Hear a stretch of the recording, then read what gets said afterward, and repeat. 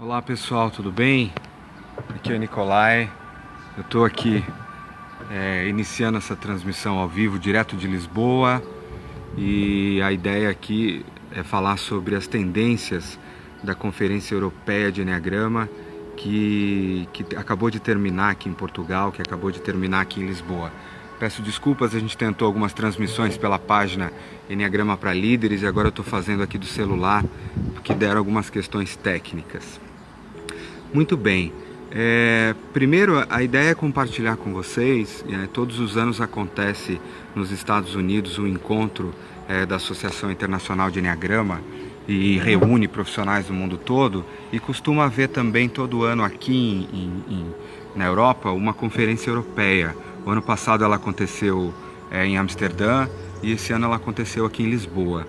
Eu fui convidado para apresentar esse ano, para fazer um trabalho bastante ousado, de fazer um trabalho de energia na mandala do Enneagrama. Primeira vez que esse trabalho estava sendo apresentado, foi apresentado internacionalmente, em inglês, para a comunidade internacional. Daqui a pouco eu vou falar um pouquinho sobre ele. Mas vamos lá falar e compartilhar um pouco com vocês as tendências aí do Enneagrama que apareceram aqui na comunidade. Primeira coisa importante que surgiu muito aqui é uma questão que não é só do Enneagrama, é uma questão do momento do tempo que a gente está vivendo, que é uma questão da tecnologia. O mundo inteiro está assustado com esse não controle da informação. Então, quando a gente fala em internet, quando a gente fala em fake news, quando a gente fala em deepfake, né, vídeos falsos que estão acontecendo aí, em aplicativos, a gente está falando numa exponencialização da informação. E é claro que isso está atingindo o Enneagrama em cheio. E a mesma preocupação que eu encontrei nos Estados Unidos há um mês atrás, lá conversando com o Russ Hudson no Enneagram Institute, é a preocupação da comunidade central aqui, que o que será que vai acontecer, ou como é que a gente lida com essa quantidade abundante de informações que estão acontecendo em todos os países do mundo a respeito do Enneagrama e as bênçãos e as questões que isso pode trazer, né? Uma das pessoas que fez a apresentação aqui é uma pessoa da Google nos Estados Unidos, ligada à Google nos Estados Unidos e à comunidade do Enneagrama. E ela trouxe uma questão muito interessante ao falar da era da escassez e da era da abundância. Então, a gente olhar lá para trás, quando o Enneagrama das Personalidades começa, os primeiros grupos nos anos 60 e 70, com o Cláudio Naranjo, os grupos do Oscar Ichaço nos anos 60, o que você tem é uma escassez de informação. Você tem pouquíssima informação sobre o Enneagrama, quase nada se sabe. O Ichaço é a primeira pessoa que conecta as 9 paixões ao símbolo do Enneagrama de Gurdjieff. O Enneagrama de Gurdjieff operava com processo e com autodesenvolvimento e não com tipologia de personalidades. E o Ichaço é o primeiro que vai olhar para a Cabala, vai olhar para as 9 paixões, vai fazer esse resgate e vai posicionar corretamente, de acordo com as Séfiras e com os pontos do Enneagrama, as 9 paixões, o que abriria caminho para o Naranjo vir e de fato iniciar a história do Enneagrama das Personalidades, como a maioria de nós conhece. Então, quando a gente olha para esse momento no tempo, anos 60, 70, a gente está falando de uma escassez de conhecimento sobre o Enneagrama das Personalidades. E quando você roda aí esses anos agora, nesse momento do tempo, a gente migrou da era da escassez para a era da abundância. O que se vê hoje no mundo todo é uma quantidade de informação sobre o Enneagrama das Personalidades que cresce exponencialmente. Nos Estados Unidos isso está batendo alguns milhares de livros já. Então os livros estão se multiplicando em velocidade exponencial, as empresas se multiplicando, qualquer um hoje pega o seu computador e fala sobre o Enneagrama, mesmo tendo conhecido agora. Isso acontece não só com o Enneagrama. Então a gente migra de uma era da escassez e a gente vai para uma era da abundância, e essa é uma preocupação e uma bênção da comunidade internacional. Uma das preocupações é com quem está começando. Como é que você vai para uma internet e será que você vai começar por um lugar que é confiável? Será que o conhecimento antigo e importante vai perder os seus princípios ou suas bases? Ou a gente está de frente para uma oportunidade que é poder de fato exponencializar e fazer o Eneagrama virar um sistema e uma ferramenta de transformação planetária como nunca antes aconteceu. Essas duas coisas estão ao mesmo tempo, e quando a gente fala de lei do 3 do Eneagrama de Gurdjieff, eu vejo que há, né, uma ação e uma reação, há dois pontos. E será que nós teremos consciência para encontrar a terceira força? Por incrível que pareça, a comunidade do Eneagrama aqui na Europa não traz a lei do 3. O conhecimento sobre o Eneagrama de Gurdjieff, sobre as leis do 3 e do 7, elas têm se perdido de certa forma. E outra tendência interessante que daqui a pouco eu vou falar aqui é como muito do conhecimento eu que tive nas conferências nos Estados Unidos há 10, 11, 12 anos atrás, muito do conhecimento importante e fundamental se perdeu. Então uma parte do Eneagrama está ficando ainda mais rasa, ainda mais distorcida do que antes, enquanto uma outra parte, obviamente usando a lei do 3, está indo para um espaço mais profundo, e a gente começa a enxergar uma tendência de quase como se fosse 2 eneagramas. Esse que está surgindo de forma pop, ainda mais pop agora, onde as pessoas falam somente de tipos e descrições comportamentais, sem sequer conhecer. Há muita gente que não sabe quem é Gurdjieff. Há muita gente que não sabe da história das paixões, das fixações, das causas que dão origem de um sistema espiritual tão milenar, e que estão aprendendo diretamente distorções e descrições comportamentais que às vezes nem usam o símbolo do Eneagrama, que às vezes entendem que o Eneagrama tem só 2 dimensões, quando o Eneagrama é uma espiral multidimensional, com movimento, com flechas, com uma série de questões que envolvem a evolução da consciência. Então, a exponencialização, ela também está trazendo essa tendência de muita gente tomar contato com o Eneagrama, que no fundo não é o Eneagrama, que é uma versão de tipologia de comportamentos e que estão sendo bastante rasas e distorcidas. Claro que a maioria de nós aprende o Eneagrama a partir dessa porta. Isso faz parte, é assim que a gente começa. A gente gosta dessa ideia das personalidades, dos estereótipos. Isso é um começo. Seria muito interessante que os professores que fazem isso pelo menos venham de um espaço de muitos anos e talvez décadas de conhecimento, para que saibam que aquilo é a ponta do iceberg, e para que num segundo momento, num terceiro momento, num quarto momento, essas pessoas que sim começam aos montes a conhecer as personalidades tenham um espaço seguro, um espaço sagrado, onde elas são convidadas quase que pela própria consciência. Acho que tem mais aí. Acho que tem mais nessa história. Eu acho que tem uma jornada da consciência. De onde que veio isso? O que está por detrás dessa história? E o que na verdade a gente tem se visto no Brasil, mas aqui no mundo inteiro a mesma coisa. É essa questão de mesmo ensinamentos virem a partir de espaços bastante rasos, e começar a ter então uma segregação entre as pessoas que de fato conhecem o Eneagrama, se dedicam profundamente a isso, mergulham em toda a sua história, integram o Eneagrama das personalidades com o Eneagrama de Gurdjieff, com o Eneagrama Sufi e com toda a história que está por detrás disso, e a evolução da consciência com a questão, né, da compra rápida, da transformação imediata, da terapia breve, que tem sim a sua utilidade. Cabe a nós, no meio dessa consciência, qual o nosso grau de presença que a gente vai conseguir lidar, nós como humanidade, com essa questão que está acontecendo aí fortemente. Dando continuidade para a questão da escassez e da abundância, lá na década de 60, 70, o que se tinha eram grupos muito pequenininhos. Então as turmas do Ichaço estavam lá 8, 9, 10 pessoas. E em algum lugar perdido na Bolívia ou no Chile, ninguém tinha interação com isso, ninguém tinha interação.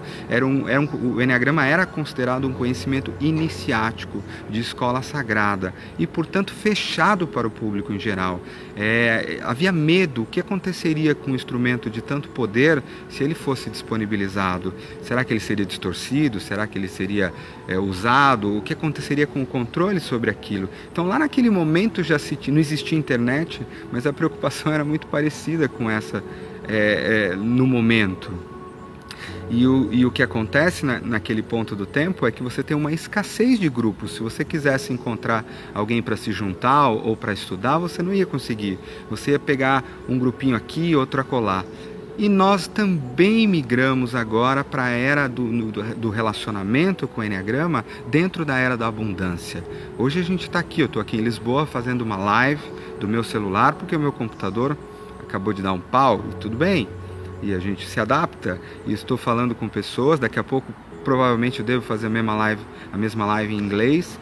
Então você não tem mais, é uma rede que se forma, a gente tem uma abundância de relacionamento, a gente consegue se juntar em grupos de estudo no Zoom e ter 20, 30 pessoas, a gente consegue, fala-se em tendências de uso da inteligência artificial, na qual você vai poder sim ter interações com pessoas dos diferentes tipos, instintos, questões e poder aprender usando Googles, usando óculos virtuais sobre como elas se sentem em zonas de guerra, como elas se sentem com as carências delas, como é que elas se modificaram.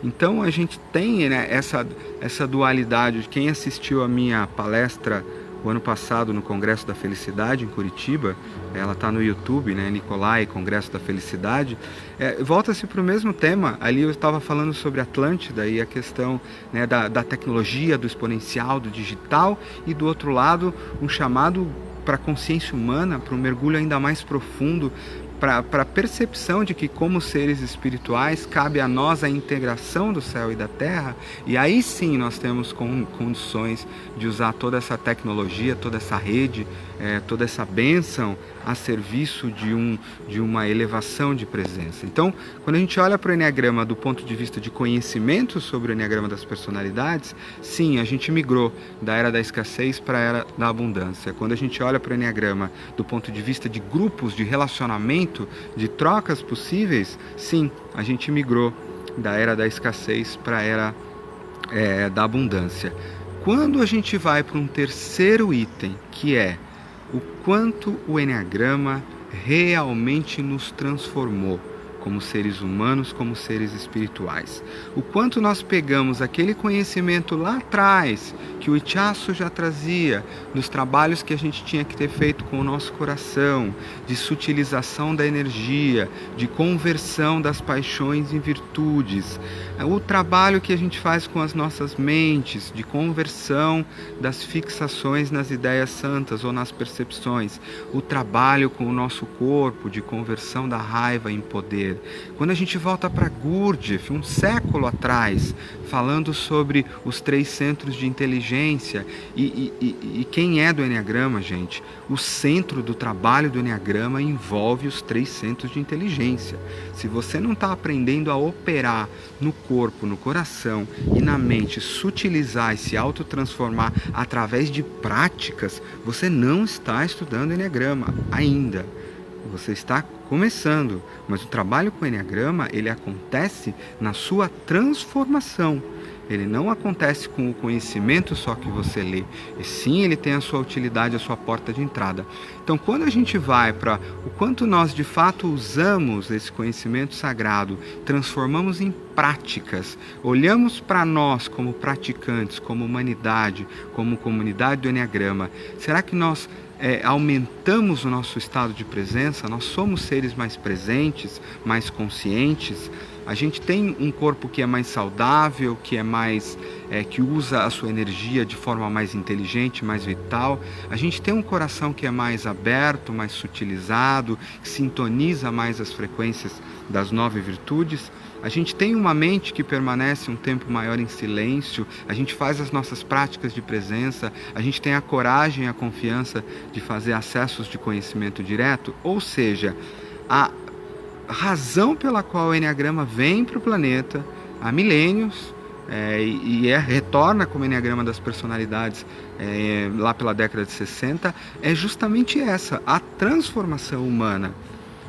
E será que isso tem acontecido na comunidade do Enneagrama? E esse é o terceiro ponto onde a comunidade olha para si, ou pelo menos os conhecedores, os mais profundos, e falam, não, esse ponto nós ainda não conseguimos. Nós ainda permanecemos na era da escassez.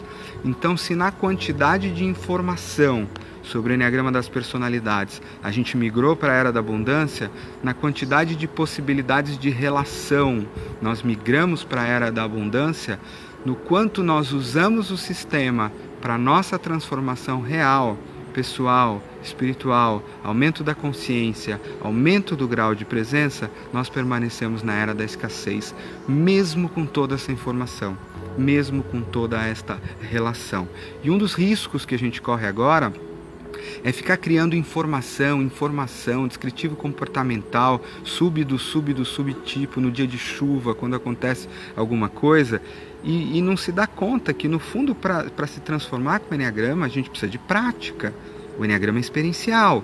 Então, se eu tiver o conhecimento que o Naranjo já trazia, que o Ichazo, que a Helen Palmer, que o Russ, e eu usar e puser isso dentro de mim, na minha vida, e fizer as minhas práticas de presença, fizer as minhas práticas de Tai Chi, de movimentos de Gurdjieff, de Yoga, fizer a minha auto-observação mental, né? E integrar isso com o Enneagrama, aí sim, nós já temos coisa para fazer pelos próximos 100 anos, 1000 anos. Então, de certa forma, a informação também se torna uma distração do real trabalho, né? E ao mesmo tempo uma bênção. Então, de novo, estamos no centro aí de uma questão que evoca a lei do 3, e para quem não conhece de fato as 3 leis centrais do Enneagrama, a lei do 1, a lei do 2, a lei do 3, saiba que é importante que você mergulhe no conhecimento de Gurdjieff. Então, acho que uma das questões importantes que se levantou aqui são dos riscos e das bênçãos da era digital, né? Quando é que a gente vai se perder nessa ansiedade também com o Enneagrama, da produção de informação desordenada, e será que isso vai nos desviar do processo da consciência, que no fundo nem precisa de tanta informação, mas sim de prática, de coragem, de questões que são absolutamente milenares? Ou será que a gente vai conseguir usar isso a partir de um espaço da consciência para de fato fazer chegar em todos os cantos aonde pode chegar? E aí sim a ferramenta se torna uma bênção, porque por detrás dela existe uma entrega para um canal de uma consciência que é realmente real, que é realmente importante. E se faz ainda mais presente que a gente lembre disso, que a gente não combata, porque combater é uma força de reação. E na lei do 3 de Gurdjieff, a ação gera uma reação, e se eu gero uma outra ação, eu vou ficar perdido em 2 pontos, mas que nós possamos ser a terceira força, que nós possamos ser aqueles que em presença não vão combater, mas vão mostrar outros caminhos, vão inspirar outros processos, e saber que em presença o plano maior vai atuar dentro daquilo que deve. O próprio Enneagrama, como energia, como arquétipo, vai atuar como deve atuar, e as coisas vão acontecer segundo o plano que já está estabelecido, graças ao universo. Muito bem, eu vou passar para uma segunda tendência. Claro que há outras, tá, gente? Pode ser que eu esteja deixando algumas de fora. Eu procurei pegar aquelas que mais me chamaram a atenção. Só um golinho de água aqui.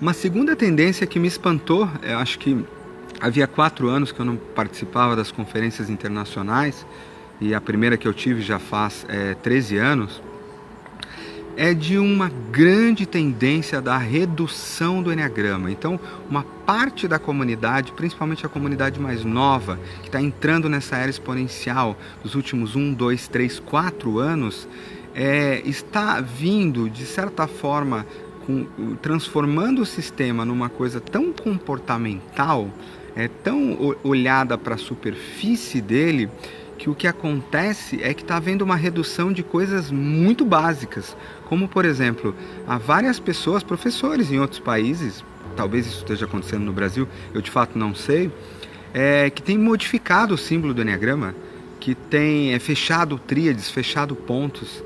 Gente, se você entender as tensões específicas da geometria sagrada no Enneagrama, entender por que cada linha, cada ponto está posicionado ali, entender a tridimensionalidade, voltar para Pitágoras E você vai entender que ao mexer numa linha dessa, você mexe em frequências, você desestabiliza processos e leis extremamente antigos. Claro que quem olha não para o Enneagrama entendendo a sua geometria sagrada, mas simplesmente estudando 9 tipos de comportamentos que poderiam inclusive nem estar em cima do Enneagrama, podiam estar descritos numa outra forma, não compreende.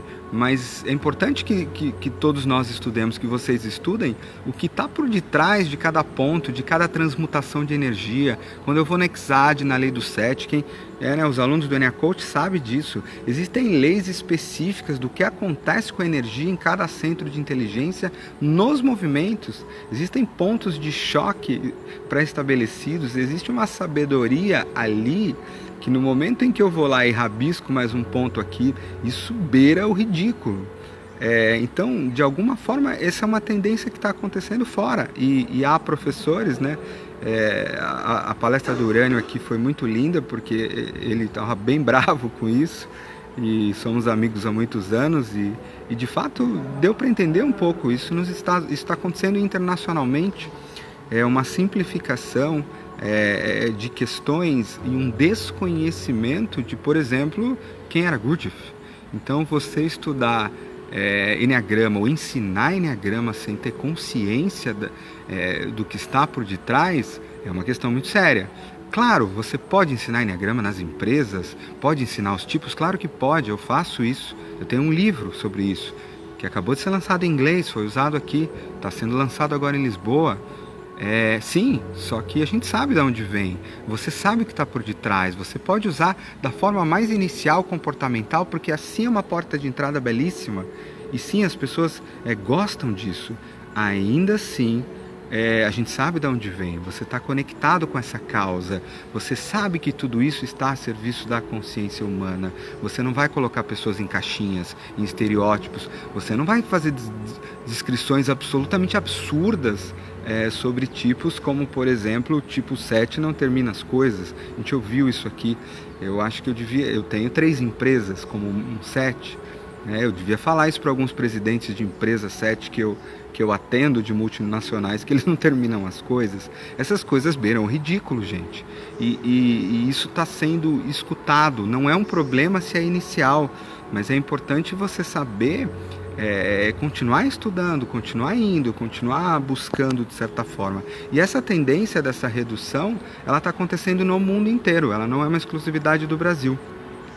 E isso é basicamente interessante para a gente trazer. Que a gente não olhe para isso e reaja, né? E vire. Porque se a gente reagir, a gente também está perdido na lei do 3. A gente está fazendo uma reação e a gente vai criar uma dualidade.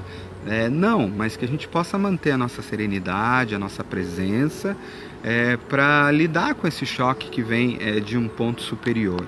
Então, essa questão do desconhecimento, das modificações, de invenções de teorias que estão muito mais ligadas a comportamento do que de fato a origem, a motivações, são coisas que têm uma relevância e que trazem preocupações. E de novo, essa tendência de ter uma grande massa criando ou apoiando-se sobre um enneagrama que não é enneagrama, que é a tipologia de personalidade, e afastando-se, uma reação daqueles que de fato estão há muitos anos fazendo o trabalho da consciência, indo para um outro lado. E eu, mais uma vez, gosto muito de operar na terceira força.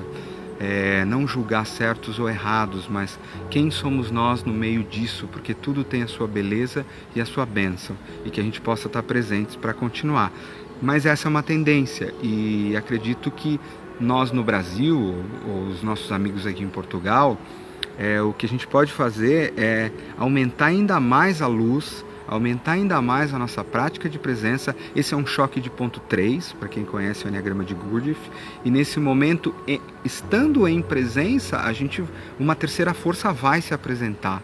e de fato a consciência, a espiritualidade, o trabalho profundo vai se unir com a tecnologia, com os trabalhos mais simples, com os assessments computacionais, com tudo isso que está vindo, e tudo isso vai se encaixar a ponto de ter uma beleza, e que isso não seja um choque ou uma briga de lados e ações e reações, senão a gente está entrando e esquecendo do ensinamento de Gurdjieff de 100 anos atrás, que a humanidade é cega para a terceira força, e o nosso trabalho envolve estarmos no centro do triângulo e esperar que se manifeste em presença uma terceira força que venha de um espaço de consciência mais alta.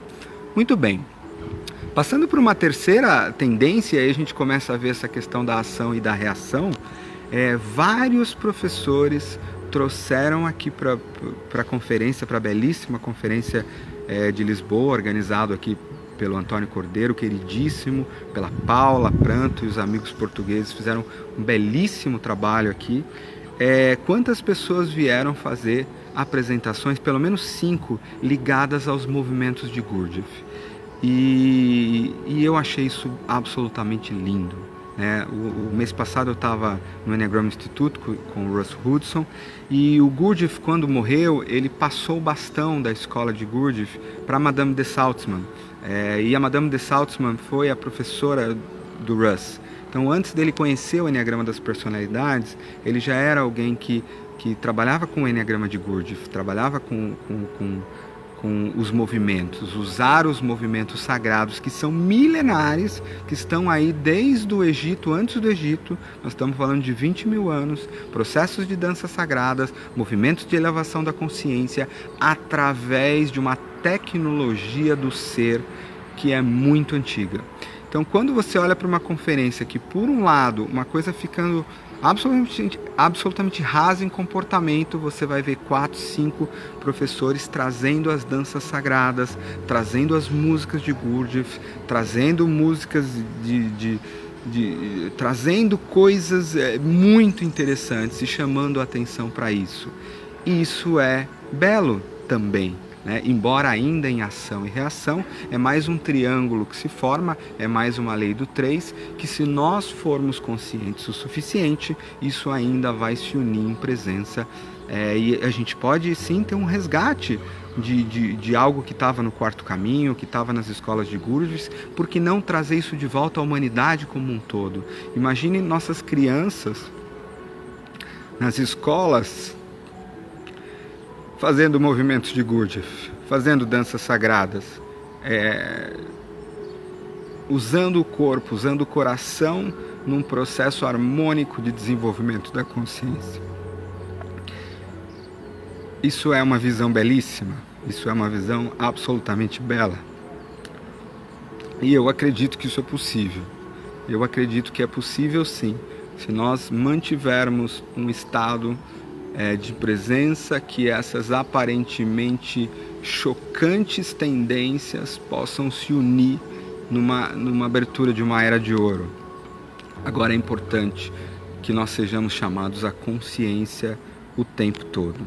Então essa é uma tendência bastante interessante que surge aqui e que nos traz aí, enfim, esperança, desde que também não vire uma tendência isolada que negue o Enneagrama moderno, que negue a tecnologia, que negue os comportamentos, os digitais, porque senão a gente volta para a era onde esses conhecimentos eram iniciáticos e lá atrás havia uma razão, você ia ser queimado na fogueira. Hoje não tem mais essa razão. Nós estamos num momento da consciência humana onde é possível que esses velhos conhecimentos voltem à tona com linguagem moderna, com linguagem simples, com linguagem acessível e ainda assim profundos. A gente não precisa mais dessa aristocracia do conhecimento iniciático, que ela venha através de nós, através da modernidade. E isso estamos preparados, o planeta está pronto para que isso possa acontecer. Esse é um momento no tempo para que isso possa acontecer. Outra tendência aí, mudando bastante, eu estou passando aqui pelas tendências, eu anotei 6 pontos, estou com o meu caderninho aqui para garantir que eu possa entregar o melhor possível assim, para a gente como comunidade. A tendência aqui em Portugal, bastante forte, e na comunidade internacional, do Enneagrama empresarial. O Enneagrama Empresarial está aí há bastante tempo, né? Quando eu lancei o Enneagrama para Líderes, o livro, lá em 2012, a gente já estava há 7, 8 anos trabalhando com o Enneagrama nas organizações, nas grandes, e já somava mais de 10 mil lideranças treinadas, né? A Ginger Lap Bogdan, uma das minhas professoras, de quem eu fiz parte da comunidade, está há 20, 25 anos. O Uriano está fazendo isso há 15, 20 anos. Então essa é uma tendência que a gente já conhecia e que para nós ela existe, ela tem se desenvolvido, ferramentas, tecnologia tem vindo parar, né? Nós lançamos um aplicativo lá, um aplicativo simples, que absolutamente não tem tecnologia, ele só tem um conhecimento para as pessoas usarem, e já 120 mil downloads. Então, o Enneagrama nas empresas a gente sabe que é útil, que tem uma tendência e que é belíssimo. E como isso tem aparecido? Eu diria que 30% das apresentações aqui no mundo inteiro vieram trazer questões do Enneagrama das empresas. Claro, a maioria trazendo coisas que há 10 anos a gente de certa forma já fazia, já conhecia e já usava. Mas é uma tendência exponencial. Os trabalhos, os cases vão ficando diferentes, as tecnologias diferentes, e é importante também que dentro do Enneagrama Empresarial a gente saiba que usar Enneagrama nas organizações não é ensinar tipos para uma organização. Existe toda uma estrutura de diagnóstico, de cultura da organização, de identidade, de objetivos, de trabalho da consciência específico, de processos culturais e de comunicação interna para que o Enneagrama não se torne um estereótipo. Existem tendências, existem pontos numa organização onde a gente usa o Enneagrama há 10 anos na mesma organização, que são diferentes de eu fazer intervenções muito pontuais só para o uso das tendências de personalidade. Elas podem também causar alguns buracos, algumas questões aí que são perigosas e ao mesmo tempo bonitas. Mais uma vez a gente lida com essa questão. Não é meu objetivo hoje entrar na questão do Enneagrama Empresarial.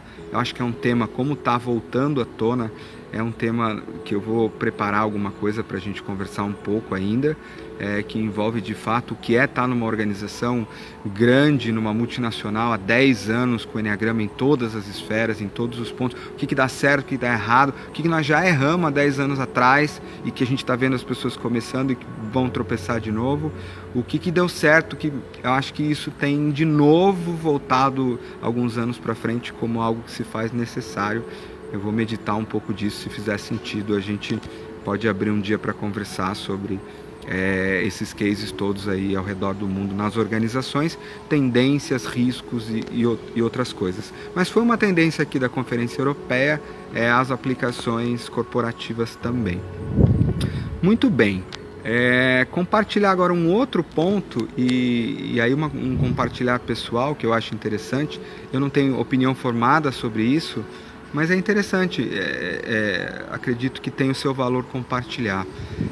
Eu fui convidado para participar, para apresentar aqui na Conferência de Lisboa pelo Antônio, e o Antônio, quando me convidou, ele disse, será que você pode vir aqui apresentar sobre o Enneagrama Empresarial, né? O teu livro está aí há bastante tempo, é usado aqui em Portugal, eu atendi a Portugal Telecom há muitos anos atrás também, estou hoje, né, com a Natura, enfim, trabalhos aí muito legais, e eu senti uma intuição muito forte de trazer para cá, não isso, mas sim o trabalho energético do Enneagrama, o trabalho do Enneagrama sagrado, o trabalho da mandala, o trabalho que nós no Brasil temos um privilégio imenso de ter acesso, imenso, e que ao redor do mundo é algo ainda bastante desconhecido.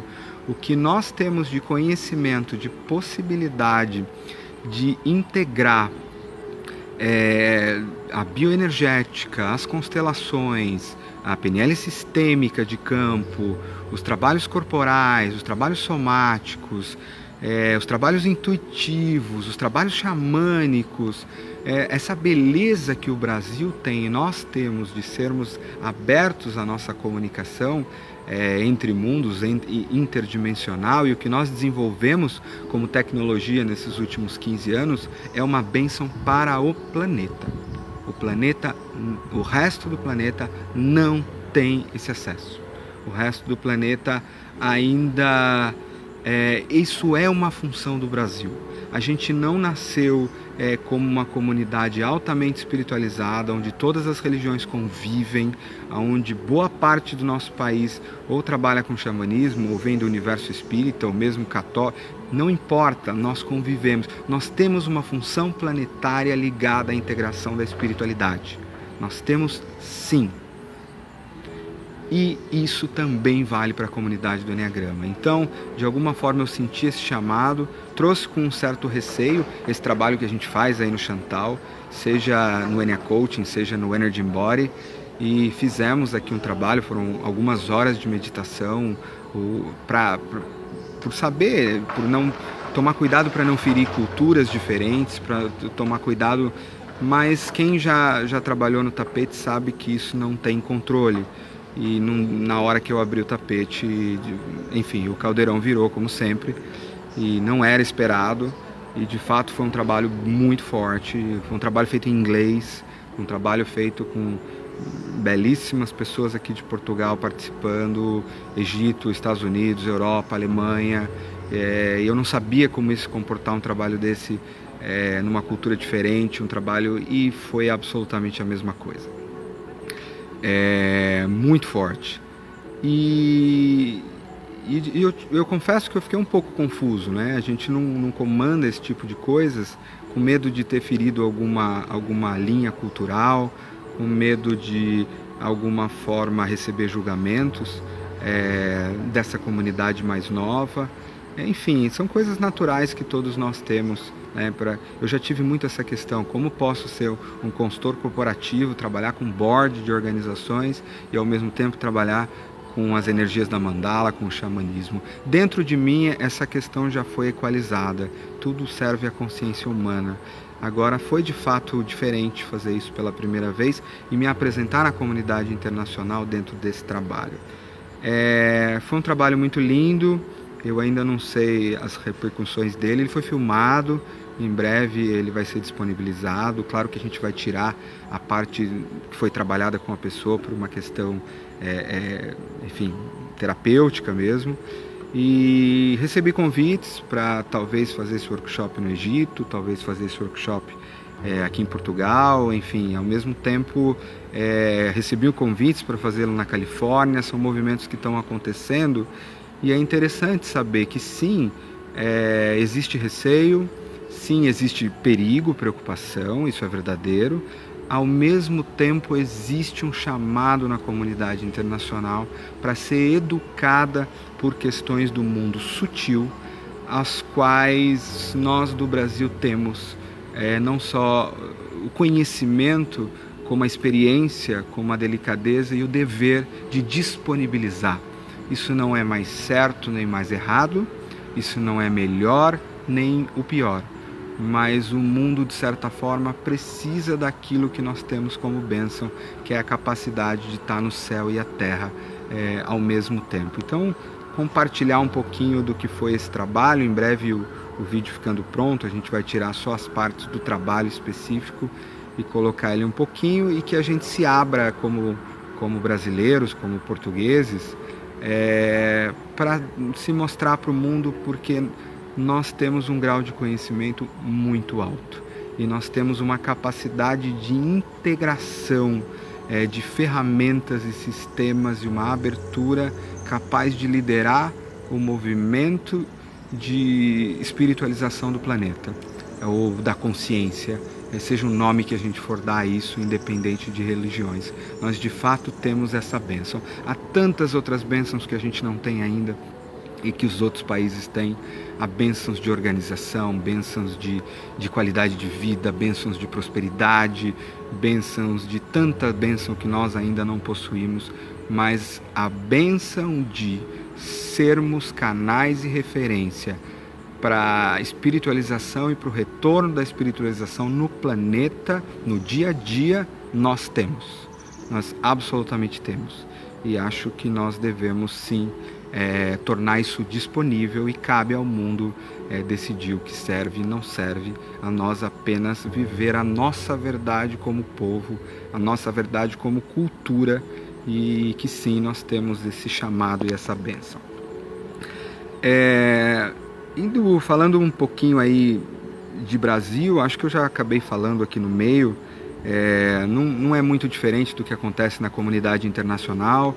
Então essa questão da exponencialidade dos institutos treinando aí milhares de pessoas, com modificações do sistema, com teorias que de fato não honram as bases mais profundas, embora sejam úteis, as pessoas aproveitam, aprendam com isso. Então um convite a todas essas pessoas também para que se aprofundem, para que modifiquem suas próprias teorias, para que integrem aquilo que é sagrado e não se fechem nas suas próprias comunidades, não se fechem com medo de que alguém veja alguma coisa lá fora diferente. Estivemos aqui entre amigos belíssimos de décadas, né? Estive com o Urânio, eu e o Domingos, adoro estar sempre com o Domingos, né? A Camila estava aqui, a Tatiana, tanta gente que a gente conhece há tanto tempo. E como comunidade a gente pode oferecer algo belo e que a gente possa ter um pouco mais desse espírito no Brasil. Muito bem. Estou olhando aqui para as minhas anotações, tá, pessoal? Acho que é um pouco do que eu tenho a dizer. Mais uma vez convidar vocês aí todos no canal da Iluminata Enneagrama. Se digitar no YouTube Nicolai Cursino, a gente está em centenas de horas aí de falas, de contribuições, que mais uma vez não são mais certas nem mais erradas, mas elas são colocadas como presentes, como utilidades, muito dentro dessa identidade da integração do trabalho da consciência, da cura planetária, com o trabalho prático que dá resultado, que é próspero, que é específico. Eu, como engenheiro de formação, tenho essa característica e acho que cabe a nós fazer esse movimento. Estejam, enfim, todos aí convidados a olhar também para o aplicativo. O aplicativo ele é muito mais prático, mas a ideia é, com o passar do tempo, migrar ele para que ele seja mais integrado. O aplicativo Enneagrama para Líderes, e deve mudar de nome em breve, porque ele de fato não tem a ver só com liderança, para que ele possa oferecer desde uma questão prática de como dar um feedback, se preparar para um feedback antes de uma sessão com o liderado, porque isso é sim trabalho sagrado. Quando você vai conversar com um pai de família que está lá trabalhando, que precisa da sua atenção como líder, e você se adapta a isso, você mexe na saúde de uma família inteira. Então isso é trabalho sagrado. E ao mesmo tempo, quando você vai para os teus trabalhos de meditação mais profunda, multidimensional, e faz o teu processo, isso também é trabalho sagrado. Depende do espaço de onde vem, que a gente possa ser competente o suficiente para atuar em todas essas frentes a partir de espaços muito profundos dentro de nós, tá? Eu vou me despedir aqui de vocês, tem algumas conversas ainda por aqui. Hoje à noite vou para o aeroporto, amanhã estou no Brasil. Em nome aí da Iluminata, em nome de todos os amigos que tiveram aqui, em nome da comunidade portuguesa que simplesmente foi maravilhosa nos seus trabalhos e na recepção com a gente, em nome de toda a comunidade internacional. Eu vou começar em junho a fazer todas as publicações, as lives e as aulas em inglês também, se aproximando aí como brasileiros dessa comunidade, e que a gente possa formar comunidades.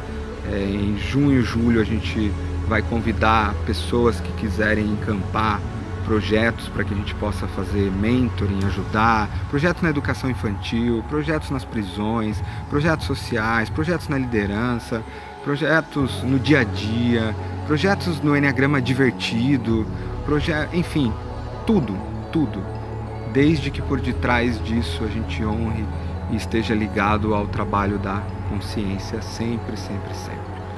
Um beijo no coração. Sou Nicolai, aqui direto de Lisboa, da Conferência Europeia de Enneagrama. Fiquem com Deus e nos vemos em seguida. Desejo a vocês belíssimos processos. Se vocês sentirem necessidade de entrar em meditação, porque alguma das mensagens vem para você, claro que não é o Nicolai que está falando, mas é a egrégora que se forma, faça isso, torne-se permeável, porque pode ser que conhecimentos diretos também venham para você depois de uma junção de tanta gente com o mesmo foco, tá bom? Fiquem com Deus, beijo no coração, até mais. Gael, Beni, tá? Daqui a pouco tô em casa, tá? Saudade de vocês.